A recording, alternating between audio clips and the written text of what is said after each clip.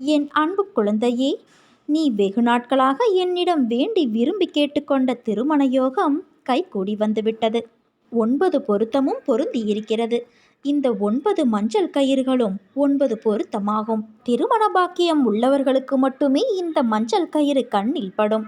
அலட்சியம் செய்யாமல் இதை தொட்டுவிடு என் தங்கமே. நீ விரும்பியவர், உன் மனதுக்கு பிடித்த நல்ல வாழ்க்கை உனக்கு அமைய போகிறது. அதை உன் சாயப்பா நான் அமைத்து தருவேன். நீ நம்பிக்கையோடு இரு என் தங்கமே.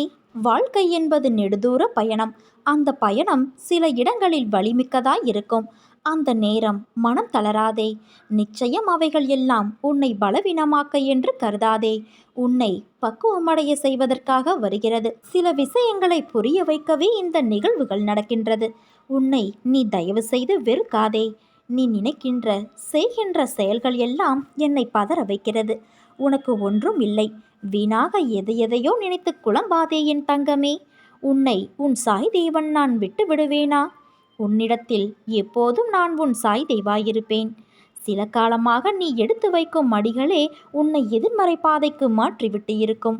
ஆனால் உன் இப்போதைய காலம் உனக்கான பொற்காலம். உன்னை விட்டு விலகி போன நேர்மறை பாதையெல்லாம் உன்னை தேடி வந்துவிட்டது. சில தடங்கள் உன்னை மன அழுத்தத்தில் ஏற்படுத்த செய்யும். ஆனால் அவற்றால் உன்னை எதுவும் செய்ய முடியாது. என் பார்வையில், என் கையில், என் மடியில் இருந்தும் வளரும் என் பிள்ளை நீ. அதை ஞாபகம் வைத்துக்கொள். உனக்குள் தைரியம் என்ற வார்த்தை இரத்த ஓட்டத்தில் இருக்கிறது. அதை நினைவு கொண்டு நட. கடந்த கால நஷ்டங்கள், இழப்புகள், ஏமாற்றங்கள், காயங்கள், தோல்விகள் எல்லாம் மறந்து போகும் அளவிற்கு உனக்கு நான் மிகப்பெரிய மகிழ்ச்சியை தரப்போகிறேன். நீ விரும்பியவரை உன்னிடம் நான் ஒப்படைக்கப் போகிறேன் என் தங்கமே. இறைவனை ஆராதிக்கின்றேன், எப்போதும் நினைக்கிறேன். என் பூஜைகளும் முறையீடுகளும் அவரை அடைகின்றனவா இல்லையா என்ற சந்தேகம் உனக்கு தேவையில்லை.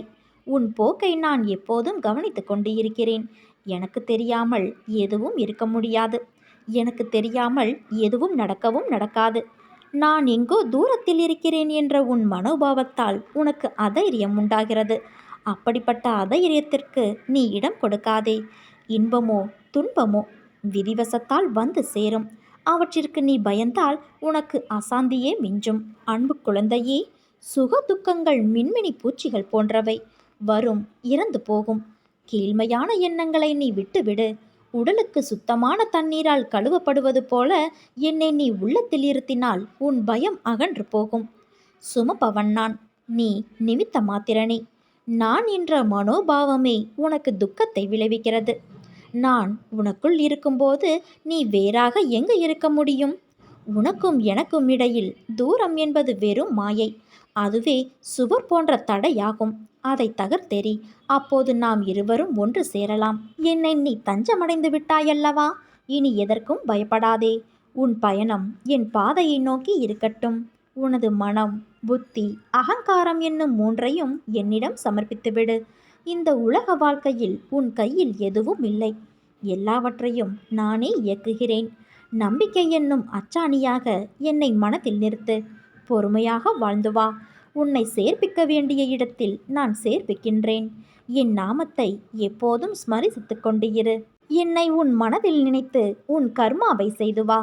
அது போதும் உனக்கு. உன்னை நான் கைவிட மாட்டேன். என்னை நம்பு என் தங்கமே.